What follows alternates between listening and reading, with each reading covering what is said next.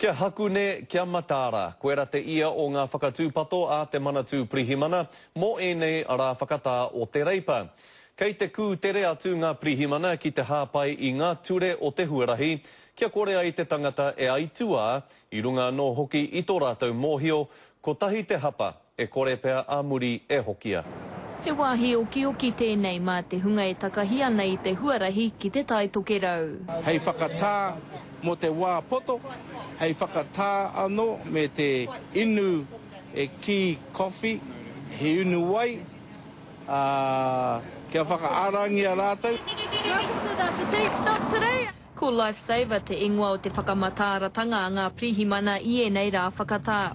Ka aro nui atu rātou ki te hunga ka whakawhiti i te rārangi wainga. Te mea nui mo mātou i roto i ngā aitua i tēnei wā. Ko ngā waka e whiti atu ana ki tērā taha o te huarahi. Ka pāpaoro anō ki uetahi atu o ngā waka. Kei reira tonu ngā tino aitua, ngā tino mate. Tā piri atu ki te hipa tētahi i te pai tere ma te 4 kiromita. Ka hāmene hia koe e te ture. Kia kau e whai tīkiti koutou, kia kau e utaina ngā taimahatanga ki runga koutou. Whakatā, whakatūpato, whakaruruhau.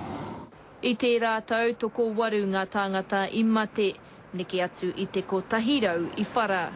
I tēnei marama, tō mātou tūmanako, tō mātou hiehia, kia kau ai e aitua te tahi.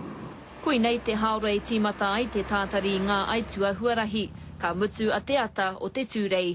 Irina Smith, Te Karere.